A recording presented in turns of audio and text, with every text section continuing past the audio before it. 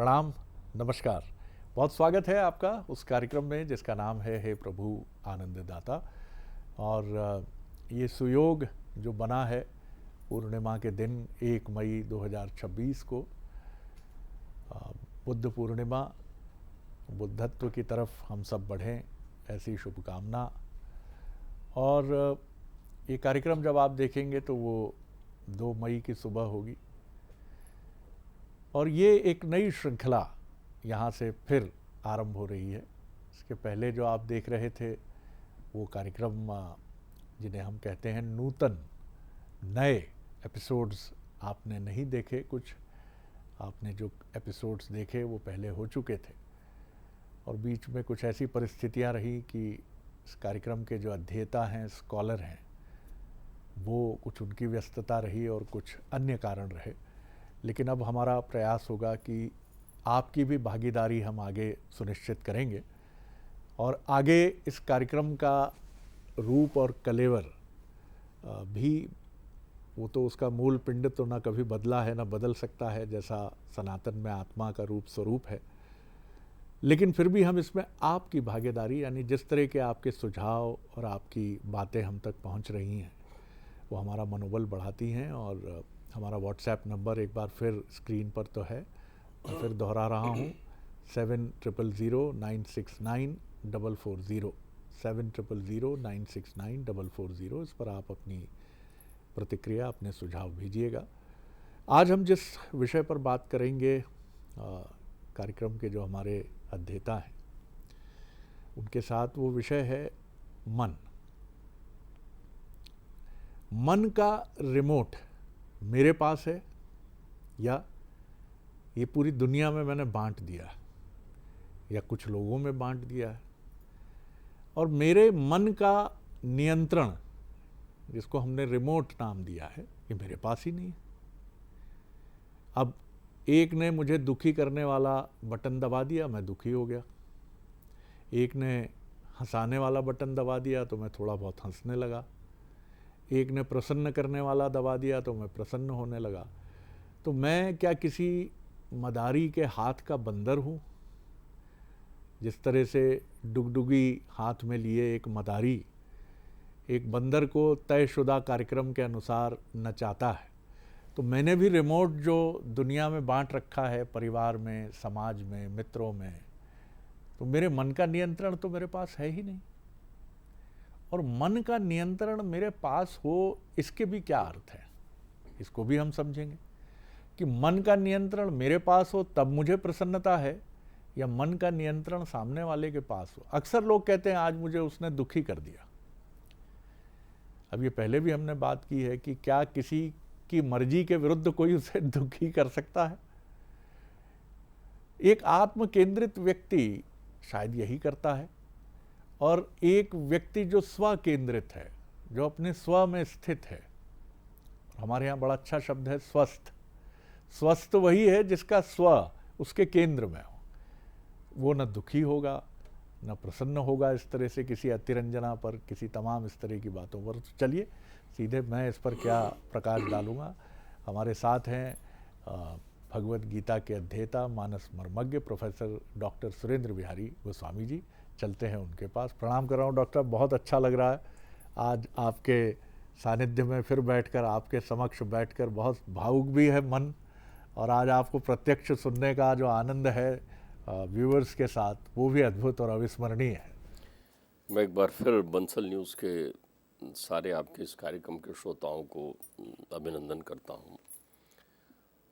आपने जो बात कही है तो मुझे एक छोटी बात ध्यान आ गई कि जैसे बचपन में कथा पढ़ी थी ना कि ऐनक अपने सर पर लटकाए हुए एक व्यक्ति ढूंढता है कि मेरा ऐनक कहाँ है। ऐनक का जी, वो वही हाल हमारा है। मन बेचारा भी है, मन दुष्ट भी है, मन चंचल भी है, मन सार्थक भी है, और मन से निरर्थक कोई नहीं है। और मन है कुछ नहीं, वो एक नाम बदला हुआ परिवर्तित चित्त की चंचलता है। हमारा जो चित्त है शरद जी, चित्त का अर्थ आप पहले समझ लीजिए। चित्त यानी वही चेतना तत्व जिससे आपका शरीर है। आपका शरीर जड़ है, मन भी जड़ है, ध्यान रखिएगा, चेतन नहीं है। जी चेतन आपके शरीर में केवल चित्त है, जिसे आप अलग अलग नामों में पुकारते हैं, लेकिन मूल रूप से आप समझ लीजिए जिसके चले जाने पर आपका शरीर अपने मूल अवस्था को प्राप्त हो जाता है, वो चित्त है, वही चैतन्य है। चैतन्य के ऊपर पड़ा हुआ आवरण मन कहलाता है। यह चैतन्य चित्त की चंचलता मन का रूप धारण कर लेती है। तो चंचलता कैसी? जैसे सागर में लहर उठती है, तो जो जल विशेषज्ञ है वो लहर को अलग नहीं मानेगा ना, जल ही मानेगा। लेकिन देखने वाला लहरें जो गिन रहा होगा बोलेगा लहर अलग उठ रही है और सागर अलग है, तो सागर की लहरें हो जाएगी, जबकि लहरें सागर में ही हैं, उससे भिन्न है नहीं। तो मन जो है हमसे भिन्न है ही नहीं, और मन के नियंत्रण करता हम ही हैं। लेकिन हम कौन? मन सबका नियंत्रण करता है, उसकी चंचलता विषय है। मन को आप ऐसा भी समझ सकते हैं, सोना चित्त है, सोना चित्त है, और आभूषण मन है, चंचलता है उसकी। तो मन अलग अलग आभूषणों का निर्माण करता है, संपूर्ण सृष्टि मन ही बनाता है। मन नट की भांति अलग अलग रूप धारण करता है, अलग अलग क्रियाओं के अनुसार बनता है। बल्कि मैं आपसे कहूं कि क्रिया मन की उद्भव स्थिति का प्रतीक है। जो क्रिया और मन पर्याय है, जहां मन है वहां क्रिया है, जहां मन नहीं है वहां क्रिया नहीं है। आप समझ रहे हैं ना? जो कुछ भी आप चेष्टा करते हैं वो मन के कारण करते हैं। मन दोषी कैसे हो ये गया? सब कुछ मन का माया लोक, केवल मन का माया लोक है। मन ने ही सृष्टि बनाई है।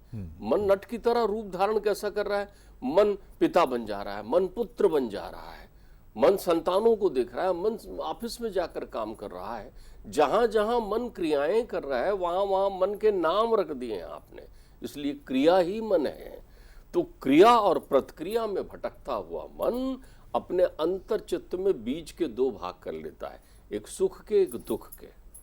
मन वो बीज है जिसके भीतर कितने भाग हैं? दो भाग हैं, और बीज का बीज है चित्त। तो अगर आपको इस चंचल मन को नियमित नियंत्रित करना है तो चित्त को एकाग्र करना होगा।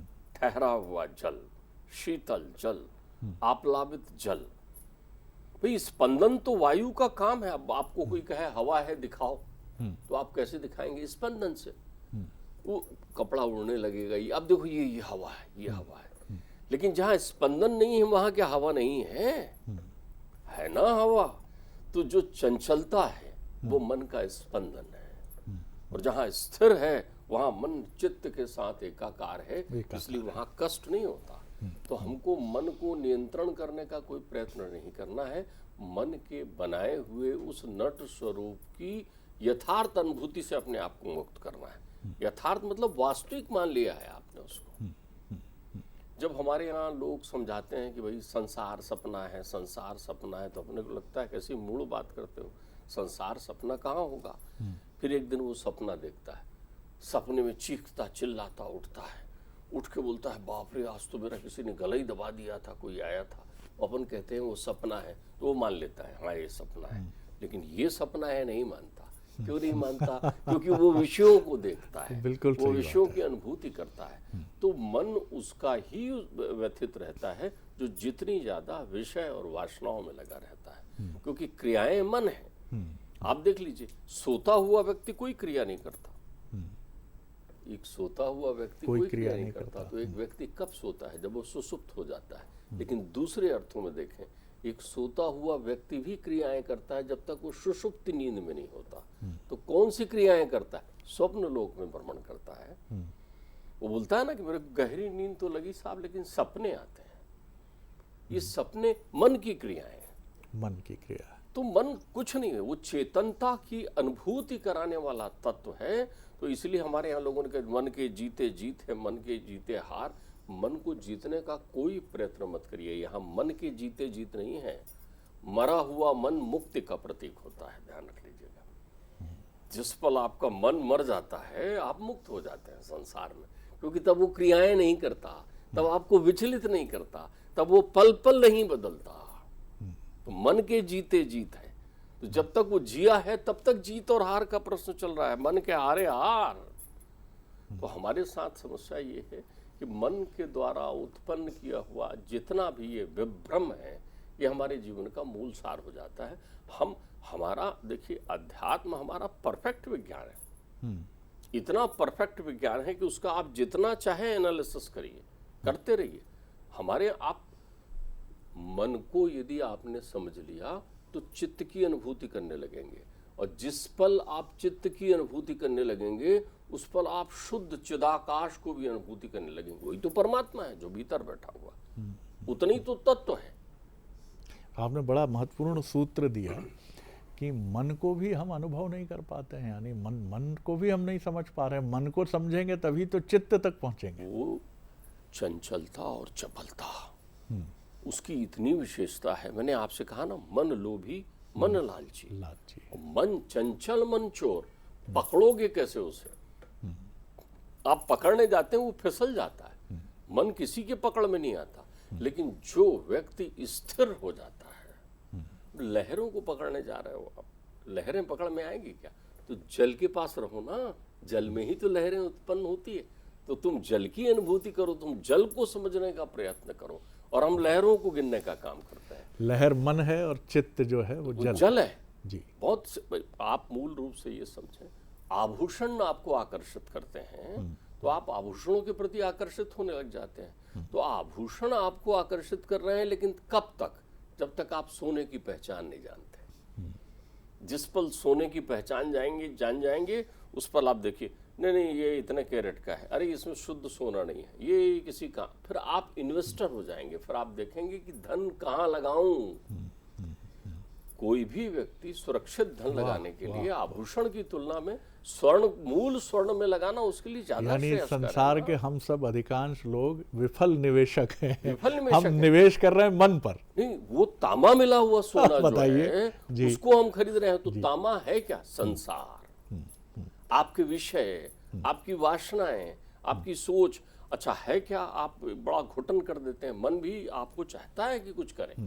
मन आपको सुबह सुबह याद दिलाता है, हमको कलेक्टर बनना है। तो अब आप विद्यार्थी हैं ना, तो कलेक्टर बनना है तो आप मुंगेरी लाल की तरह हसीन सपने कलेक्टर के देखना शुरू कर देते हैं। उस मन की मूलता को नहीं समझ सकते। उस समय चित्त ने आपको प्रेरित किया है कि उठ जाग मुसाफिर भोर भई, उठ पढ़ और कुछ प्रण लेकर अपने आप को बना। लेकिन मन आपको चंचल बना करके उस आभूषण का स्वरूप दिखाने लगता है। आभूषण का स्वरूप क्या है? मैं फलानी परीक्षा पास करके अधिकारी बन जाऊंगा। मैं सोना है तो कुछ भी बन सकता है। मन तुझे प्रेरित कर रहा है। तो जो भी अपनी विषयगत वासना अविद्या है, अविद्या असत है, जो सच नहीं है, लेकिन आप अपनी परिकल्पनाओं में जी रहे हैं। भाई एक नशेड़ी व्यक्ति है, उसने शराब पी रखी, अब शराब में उसको ऊपर धरती गोल घूमते हुए दिख रही है। तो धरती का घूम रही है क्या? वही तो वासनाएं हैं जो आपको घुमा रही है, और वही है जो मन की चंचलता के आवेग में है। मन को थामना है तो चित्त को स्थिर कर। चित्त को स्थिर करने में तेरी मदद करेगा बुद्धि, और बुद्धि तेरे साथ सत्संग से जुड़ेगा। सत्संग का अर्थ पूजा पाठ नहीं है। सत्संग का अर्थ होता है सत्य का अन्वेषण कर, बैठ जाग यथार्थ में रहा। हमारे बुजुर्गों ने कहावत बनाई, भैया जमीन में पैर रख, आसमान में नहीं, उल्टा मत हो जा। तो जमीन में पैर रखने का अर्थ होता है आधार निश्चित। और उसका मन कम चंचल होता है जो आधार पर जीवन जीता है। उसका आधार बहुत सशक्त होता है जो यथार्थ की अनुभूति करता है। और जब भी आप यथार्थ में रहेंगे, चित्त आपको एक कोमल अनुभूति देगा। ध्यान रखिए शरद जी, मन एक बड़ी कोमलांगी चंचल अप्सरा की तरह इधर उधर नटों की भांति नृत्य करती है। बिल्कुल ठीक बात है। कितने लोगों का जीवन व्यथित करके रखा हुआ है। लेकिन मन की परिकल्पनाएं, जो जितना ज्यादा संसार के बारे में सोचता है, संसार असार संसार के बारे में सोचता है, वो उतना व्यथित रहता है। आप अपना संसार बनाइए ना, मन ही तो संसार बनाएगा। तो मन का संसार बनाने के लिए कर्म करिए। मन और कर्म एक है, मन को कर्म में लगाइए।